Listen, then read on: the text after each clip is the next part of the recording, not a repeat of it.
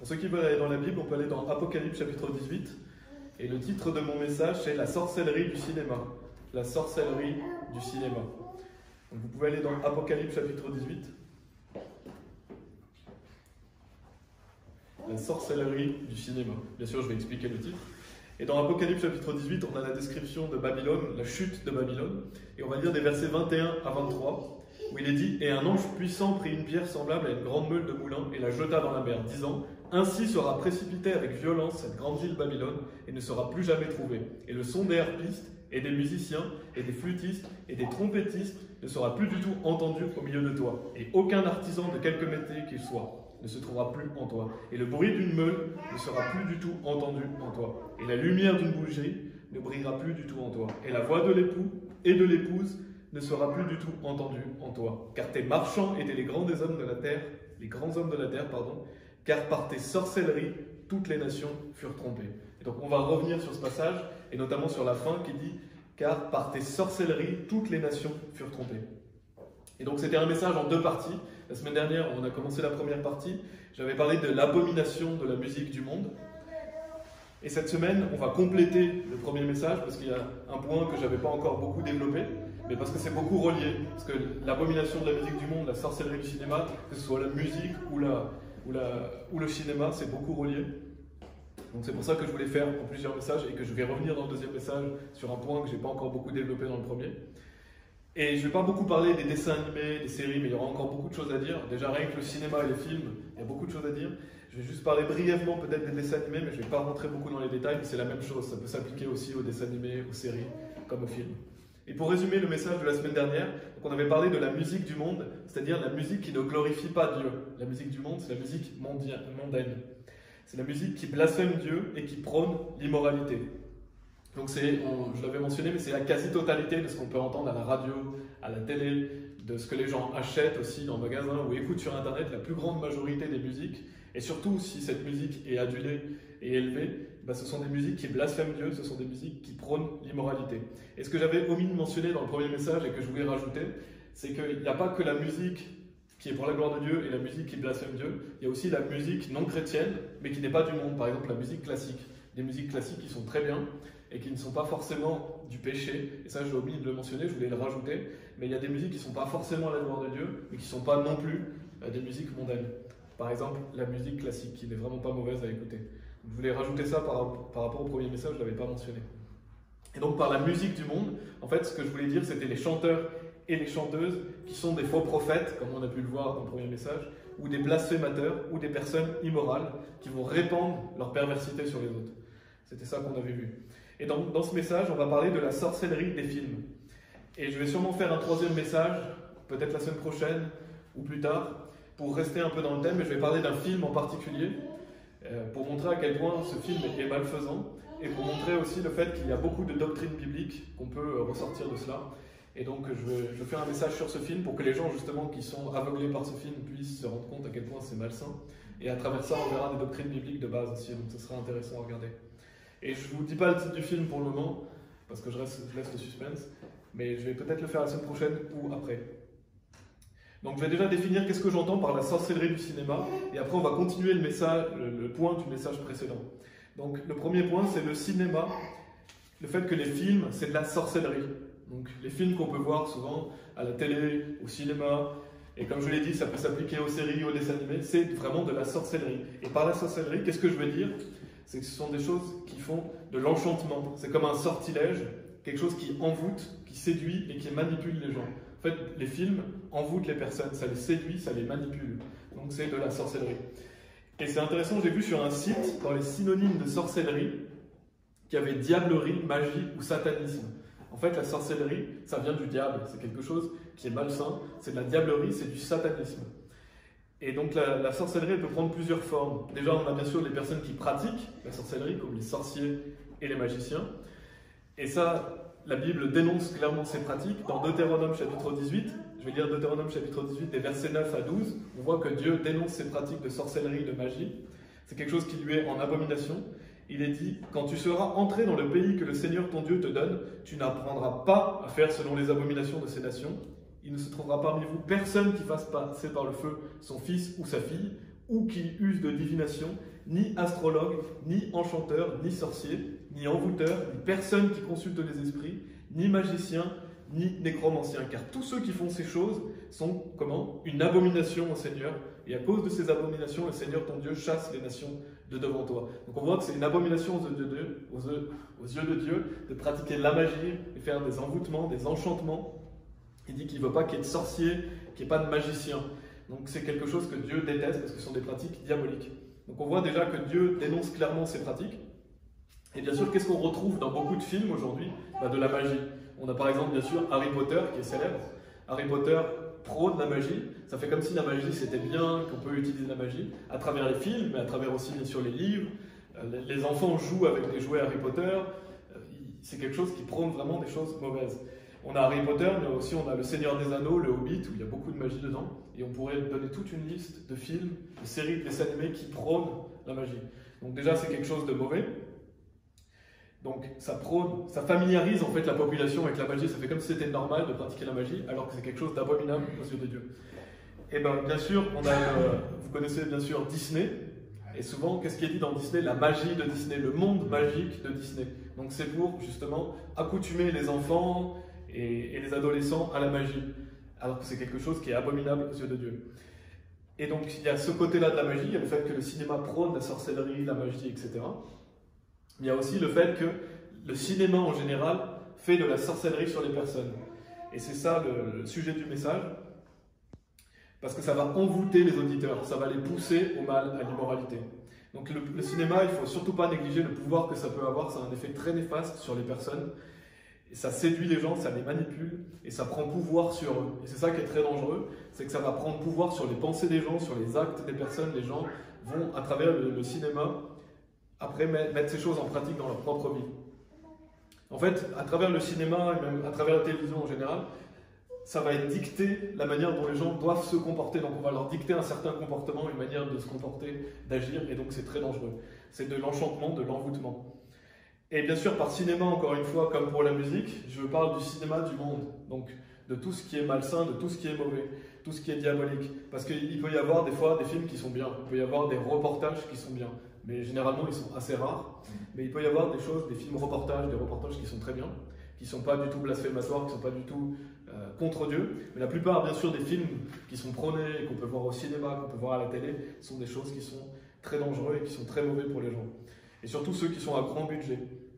Donc on va revenir à Apocalypse chapitre 18. Donc on a lu les versets 21 à 23. Et je vais relire la fin, où il est dit « Et la voix de l'époux et de l'épouse ne sera plus du tout entendue en toi, car tes marchands étaient les grands hommes de la terre, car par tes sorcelleries, toutes les nations furent trompées. » Et donc ça parle de Babylone. Et cet esprit de Babylone s'est déplacé au fil du temps. Ça a pu aller d'une ville à une autre, d'une nation à une autre. Donc c'est un esprit qu'on retrouve dans la Bible. Et à la fin des temps, donc, il y aura la Babylone, la grande prostituée, que l'on retrouve ici dans Apocalypse chapitre 18. Et je ne vais pas trop détailler ce sujet de Babylone, peut-être un jour je ferai un message à ce sujet, parce que c'est un message complet qu'il faudrait faire. Mais je pense qu'aujourd'hui, clairement, beaucoup de choses montrent que les États-Unis sont Babylone. Et bien sûr, il y a un super reportage que je vous conseille de regarder, qui est Babylone USA, qui est sur la chaîne YouTube. Mais il y a beaucoup de points qui montrent que les États-Unis sont Babylone. En tout cas, au jour d'aujourd'hui, si la fin arrivait, ce serait les États-Unis. Et donc on voit au verset 23 qu'il est dit « Car par tes sorcelleries, toutes les nations furent trompées. » Donc on voit que Babylone, cet esprit a un impact considérable sur toutes les nations du monde. Et on voit bien sûr que les États-Unis ont un impact considérable sur toutes les nations aujourd'hui. Et quel impact? Tromper les gens. Par tes sorcelleries, toutes les nations furent trompées. Donc c'est un mauvais impact, c'est un impact néfaste sur les autres. Et donc ça peut prendre vraiment la forme du cinéma. Le cinéma a vraiment un impact mondial. Donc quand il est dit qu'à par tes sorcelleries, ça peut prendre cette forme du cinéma qui ensorcelle, qui envoûte les gens. Parce que qu'est-ce qui a plus de pouvoir que le monde télévisuel aujourd'hui? Il n'y a pas grand-chose. Tout ce qui est télévision, film, a un énorme pouvoir, un énorme impact sur les gens. Après, il y a Internet, bien sûr, qui a un impact mondial aussi. Mais qu'est-ce qu'on retrouve beaucoup sur Internet? Justement les films, les séries, les dessins animés. Donc ce monde du cinéma, de la télévision, c'est vraiment, je pense, avec Internet, ce qui a le plus d'impact sur les gens et sur les jeunes en général. Et donc c'est un impact qui est souvent néfaste, qui propage de la perversion. Et le diable utilise ça justement pour pervertir facilement les gens. Si vous avez une télé chez vous et que vous regardez la télé chez vous, vous laissez entrer le diable chez vous. C'est très dangereux, tout ce qui est à la télé est très dangereux. Il y a très peu de choses qui sont bonnes à la télé. Et en plus de ça, Si vous amenez la télé chez vous, peut-être que vous pouvez vous dire, voilà, je vais choisir mes programmes, mais vous n'êtes pas tout seul dans cette maison souvent. Si vous êtes un homme, vous avez une femme et des enfants, et vous ne savez pas ce que vos enfants vont regarder. Donc vous amenez le diable chez vous, c'est très dangereux de regarder la télévision. Et bien sûr, là je parle beaucoup plus des films, mais c'est pareil, la plupart des films sont très malsains. Et donc ce passage qu'on a lu, car par tes sorcelleries toutes les nations furent trompées, eh ben, le cinéma est une sorcellerie, et ça trompe beaucoup de personnes, ça trompe un nombre considérable de personnes. Et ça, il faut le dénoncer, parce que ça brainwash les gens, on leur dicte ce qu'ils doivent penser, on leur dicte ce qu'ils doivent faire, et c'est pas vers le bien, on ne dicte pas aux gens de faire des bonnes choses, on leur dicte de faire des choses mauvaises. En fait, ça les séduit, ça les pousse à l'immoralité. Je ne sais pas si vous avez l'Ancien Testament, mais vous pouvez aller dans Ésaïe 47, Ésaïe chapitre 47, qui nous parle de Babylone aussi. Donc là, on a vu dans Apocalypse chapitre 18, mais dans l'Ancien Testament, il y a aussi cet esprit de Babylone, donc la ville de Babylone de l'Ancien Testament.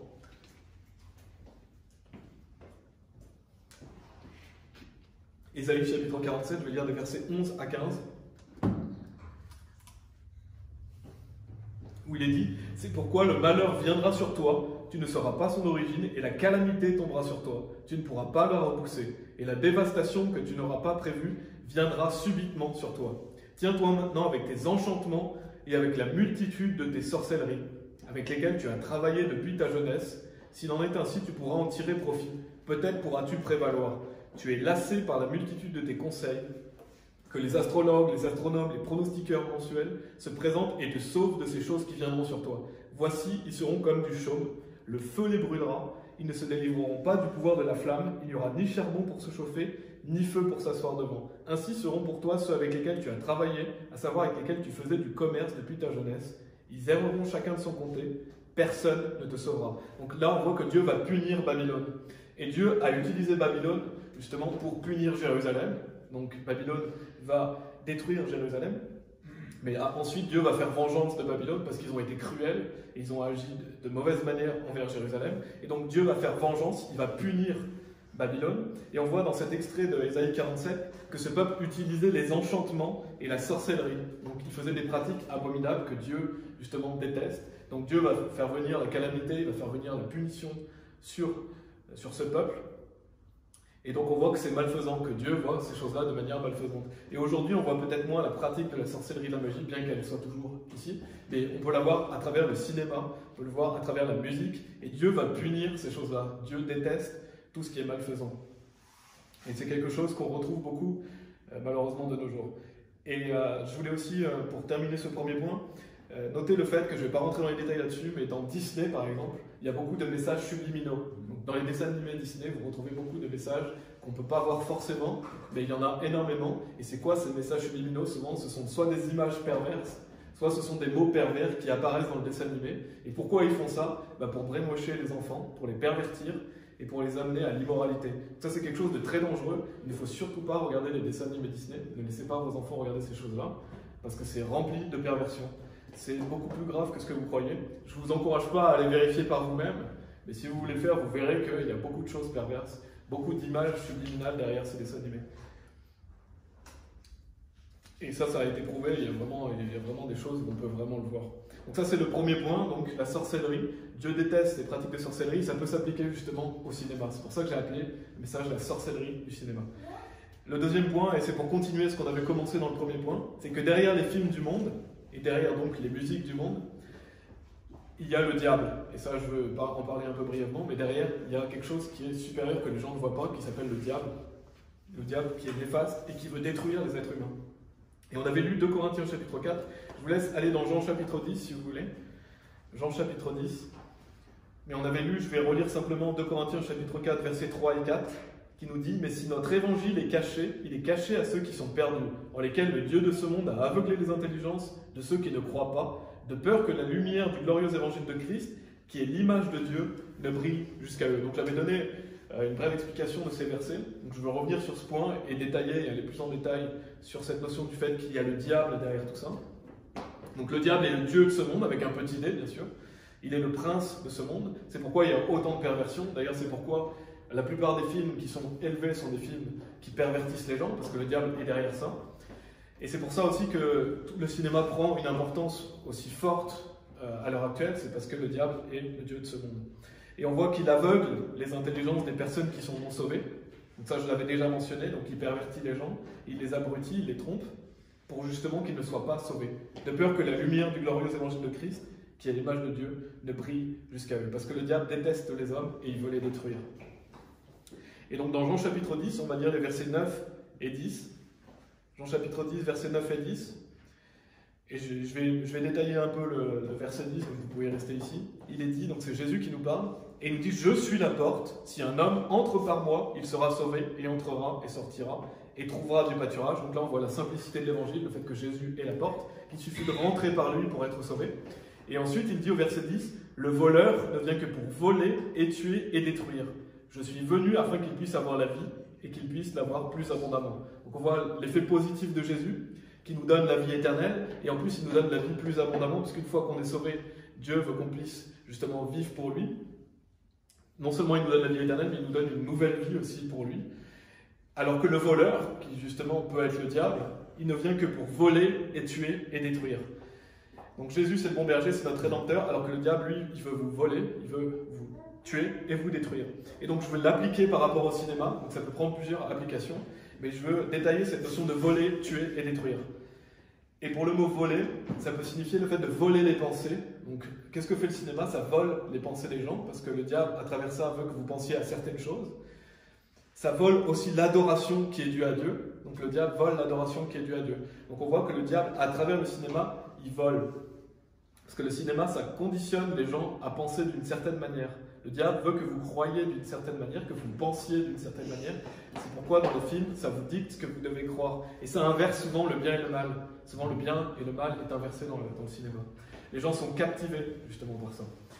Et donc pourquoi aussi ça peut voler l'adoration? Non seulement ça peut voler les pensées, mais ça peut voler l'adoration. Parce que souvent les gens, qu'est-ce qu'ils adorent? Leurs idoles, leur acteur, leur actrice. Ils adorent leurs idoles, leur acteur, leur actrice. Et aussi, des gens peuvent adorer certains films au point d'en faire leur Dieu quelque part. Il y a des gens qui passent leur vie à penser par exemple à Star Wars, à ces films, ils ont des posters Star Wars, des t-shirts Star Wars. Pour eux, c'est leur Dieu, c'est ce qu'ils adorent, c'est ce qui les captive. Donc on voit que le diable, à travers le cinéma, il va voler les personnes. Et il va les tuer aussi, déjà parce que le péché tue. Dans Romains chapitre 8, versets 12 et 13, il est dit « Par conséquent, frères, nous sommes redevables, non à la chair, de vivre suivant la chair, car si vous vivez suivant la chair, vous mourrez, mais si par le moyen de l'esprit vous mortifiez les actions du corps, vous vivrez. » Donc il y a la mort, on sait que le salaire du péché est la mort déjà.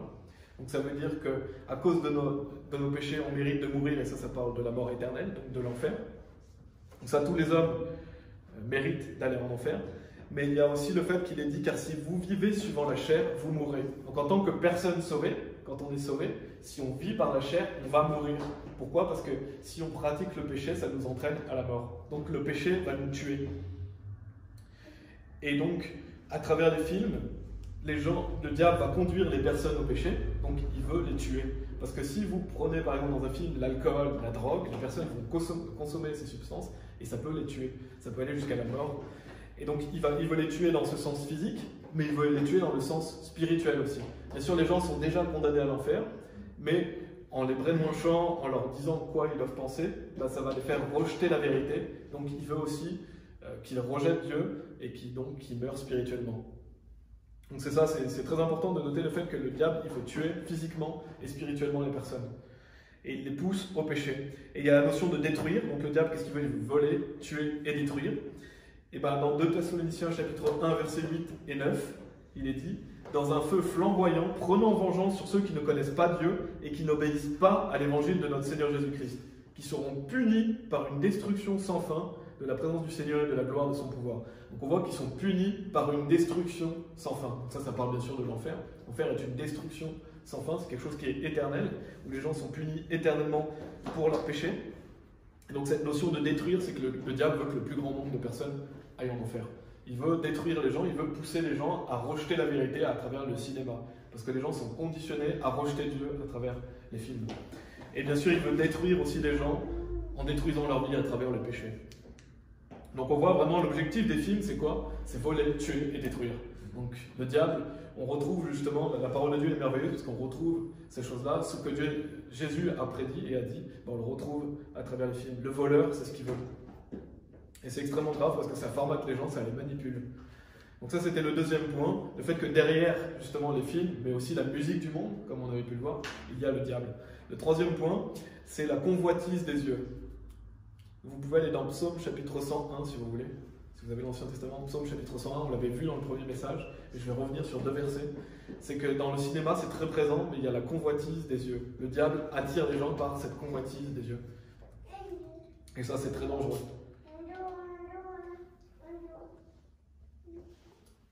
On avait lu donc le psaume 101, déjà le verset 3, qui nous dit « Je ne mettrai aucune chose immorale devant mes yeux ». Donc Dieu nous dit combien de choses on doit mettre immorales devant nos yeux.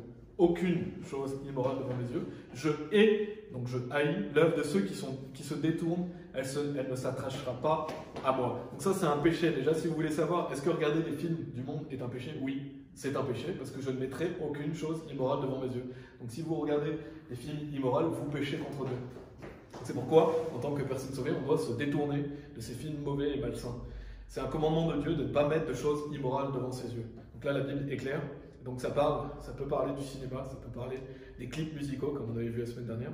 Et dans Psaume 101, verset 7, il est dit aussi « Celui qui use de tromperie ne demeurera pas dans ma maison, celui qui dit des mensonges ne restera pas devant ma vue. » Donc on l'avait déjà mentionné pour la musique, mais c'est pareil pour les films. Celui qui use de tromperie ne demeurera pas dans ma maison. Et qu'est-ce qu'il y a beaucoup dans les films?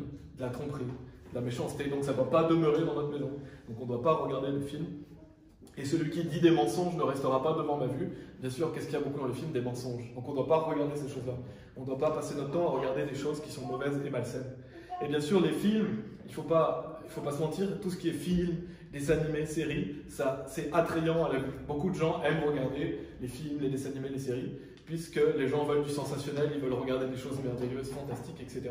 Donc c'est quelque chose que la plupart des gens ont fait, regarder la télé, parce que ça attire notre vue.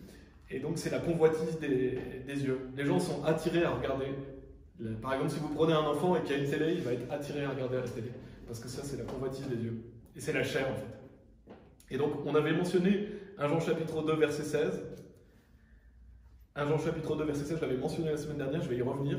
Parce qu'il est dit, car tout ce qui est dans le monde, la convoitise de la chair et la convoitise des yeux et l'orgueil de la vie, n'est pas du Père, mais est du monde. Et donc, on voit ici la convoitise de la chair, la convoitise des yeux et l'orgueil de la vie. Et ce que je veux souligner, c'est la convoitise des yeux. Qu'est-ce que c'est que la convoitise des yeux? Et c'est ce que je veux souligner. Et c'est ce que, justement, sollicite beaucoup le cinéma. Qu'est-ce que ça sollicite? La vue. Le fait de regarder, c'est la convoitise des yeux. Et ça, c'est un piège. Le diable sait que, justement, l'homme a une tendance naturelle à avoir la convoitise des yeux. Donc, il utilise la télé, justement, pour que les gens soient captivés à regarder ces choses-là. Il utilise les films. Et d'ailleurs, c'est ce qu'il a fait dans Genèse chapitre 3 avec Ève, quand il a trompé Ève et qu'il l'a poussée à manger du fruit de l'arbre de la connaissance du bien et du mal. Je ne sais pas si vous l'aviez souligné, mais dans Genèse chapitre 3, verset 6, il est dit « Et lorsque la femme vit que l'arbre était bon, en tant que nourriture, et qu'il était plaisant aux yeux, et un arbre à désirer pour rendre sage, elle prit de son fruit et en mangea, et en donna aussi à son mari avec elle, et il en mangea. » Donc on voit qu'elle a vu que l'arbre, justement, était plaisant. Donc elle a été attirée par le regard. Le diable savait qu'il pouvait justement attirer le regard de la femme, de Ève. Et donc on voit cette convoitise, elle a convoité cet arbre, enfin ce fruit, elle l'a pris, et bien sûr, on connaît les conséquences après qu'il y a pu avoir. Et donc ça enseigne quoi? Ça enseigne qu'il ne faut pas se fier aux apparences. Ne vous fiez pas aux apparences. Et d'ailleurs la Bible dit que l'Éternel, il ne regarde pas à l'apparence, mais il regarde au cœur. Et donc nous, c'est pareil, on ne doit pas regarder à l'apparence, on doit regarder au cœur. Et on le voit aussi dans Matthieu chapitre 4, lorsque Jésus est tenté dans le désert. Dans Matthieu chapitre 4, le diable va tenter Jésus. Et il va utiliser aussi le piège de la vue. Et on voit dans Matthieu chapitre 4, versets 8 à 11, si vous voulez y aller. Matthieu chapitre 4, versets 8 à 11. Et donc bien sûr, j'avance un peu dans l'histoire, c'est quasiment la fin de l'histoire, c'est même la fin de l'histoire. Mais il est dit, le diable transporte encore sur une extrêmement haute montagne. Et notez ce qu'il est dit, et lui montre tous les royaumes du monde et leur gloire. Donc le diable va lui montrer, il va utiliser la vue, il va lui dire, regarde ce royaume, regarde cette gloire. Et lui dit, je te donnerai toutes ces choses si tu tombes à terre et m'adores. Alors Jésus lui dit, retire-toi d'ici Satan, car il est écrit, tu adoreras le Seigneur ton Dieu et tu le serviras lui seul. Alors le diable le laissa, et voici des anges vinrent et le servirent. Donc on voit qu'il va tenter Jésus par les yeux. Bien sûr, Jésus ne va jamais pécher, il ne péchera jamais, il est Dieu fait chair. mais il va lui montrer. Et c'est ce que fait le diable, il vous montre des choses, il vous tente par les yeux, par la convoitise des yeux. Et ça, ces versets, ils sont très pertinents aussi par rapport à la musique du monde, comme on l'a vu la semaine dernière, mais par rapport au film aussi, c'est que beaucoup des chanteurs, des chanteuses, des acteurs et des actrices, ils vont tomber à terre devant le diable, et le diable va leur donner justement de la gloire. Parce que ces gens-là veulent la gloire, le diable va leur dire voilà ce que je peux t'offrir. Et c'est pourquoi il y a beaucoup d'acteurs, d'actrices, chanteurs, chanteuses qui sont des fils du diable, parce que déjà ils vont rejeter Dieu, et donc ils vont vouloir cette gloire personnelle. Après, il y en a qui ne sont pas enfants du diable, mais qui veulent la gloire personnelle, le diable va leur donner, parce que le diable est le Dieu de ce monde. Bien sûr, il a un pouvoir limité, mais il peut offrir à des personnes qui veulent des choses malfaisantes, il va leur offrir la richesse, la gloire personnelle. Donc c'est un vrai piège. Et il y a beaucoup de versets, donc je vais lire 3 versets, il y en aurait beaucoup d'autres, qui montrent que la convoitise des yeux c'est dangereux et que Dieu nous met en garde à travers plusieurs versets. On a Proverbe 23,5, Proverbe 23,5 qui nous dit « Poseras-tu tes yeux sur ce qui n'est pas, car assurément les richesses se font des ailes, elles s'envolent comme un aigle vers le ciel. » On a Proverbe 23,31 qui nous dit « Ne regarde pas le vin lorsqu'il est rouge, lorsqu'il donne sa couleur dans la coupe, lorsqu'il se meut correctement. » Matthieu chapitre 5 verset 28 qui nous dit « Mais moi je vous dis que quiconque regarde une femme pour la convoiter a déjà commis un adultère avec elle dans son cœur. » Donc on voit ici, Dieu nous donne plusieurs exemples de choses que justement les gens convoitent. Et donc c'est justement ce que poussent les films à faire aux gens. L'amour de l'argent, qu'est-ce qu'on a beaucoup dans les films? L'amour de l'argent. On a l'alcool, on a l'immoralité sexuelle, que ce soit la fornication, l'adultère, tout ça c'est promu dans les films. Et donc le diable utilise la convoitise des yeux pour que les gens, justement, ça les pousse au péché et à l'immoralité. Et donc qu'est-ce que veut le diable? Il veut voler, tuer et détruire. C'est toujours ça son objectif, il ne faut pas l'oublier. Et donc on peut se dire, voilà, c'est pas si grave que ça. Qu'est-ce qu'il y a de mal à regarder des films? Voilà, c'est pas si grave que ça. Moi je sais faire, j'ai un discernement, je sais faire la part des choses. Et bien, déjà, il faut savoir qu'il y a peu de films qui sont corrects, peu de documentaires qui sont corrects, même s'il y en a quelques-uns, comme je l'ai dit. Mais en fait, qu'est-ce qu'il y a de si grave? C'est qu'on doit mettre aucune chose immorale devant nos yeux. Donc on revient à ce que je vous ai dit au début, c'est que vous devez regarder à aucune chose immorale. Ça va impacter votre vie, ça va impacter la vie autour de vous, et le diable va réussir à rentrer dans vos pensées, dans votre cœur, si vous regardez des choses mauvaises. Et donc ça veut dire que, justement, on doit, en tant que personne sauvée, se débarrasser de ces choses-là et ne pas laisser le diable rentrer dans notre vie. Donc ça peut conditionner les gens à penser comme le diable et à vouloir des choses qui sont mauvaises. Et ça à travers les musiques, à travers les films. Et par exemple, j'ai noté quelques exemples de types de films qui justement montrent que c'est mauvais, parce que c'est bien d'illustrer ça. Je l'avais illustré avec des musiques la semaine dernière, là ça va être plus rapide. Mais on a par exemple La Planète des Singes, qui est vraiment un film connu. Et bien, La Planète des Singes, ça va promouvoir le fait que l'on vient du singe. Donc si vous demandez pourquoi les films sont si dangereux, La Planète des Singes va faire croire aux gens qu'ils viennent du singe. Donc c'est extrêmement dangereux, parce que ça pousse les gens à renier leur créateur et à croire qu'ils sont des animaux. On a aussi Harry Potter, qui promet la sorcellerie, qui promet l'occultisme, donc qui est une spiritualité du diable. Donc on voit que c'est vraiment quelque chose que le diable promeut. On a Star Wars, à travers les extraterrestres, la force, etc. Les gens vont croire à ces choses-là après.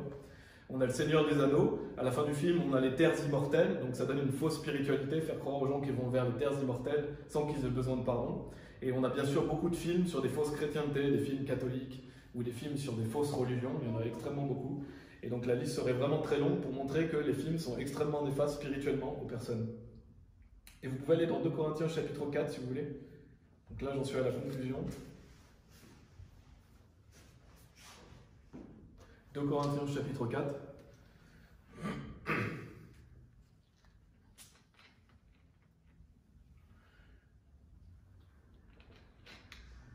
Donc qu'est-ce qu'on a vu? On a vu que justement le cinéma, c'est de la sorcellerie. Déjà que Dieu, pour lui, la sorcellerie est une abomination, mais qu'à travers le cinéma, ça envoûte, ça trompe et ça manipule les gens. On a vu aussi que derrière, il y avait le diable, comme pour la musique du monde. Le diable veut vous voler vos pensées, il veut tuer et il veut détruire.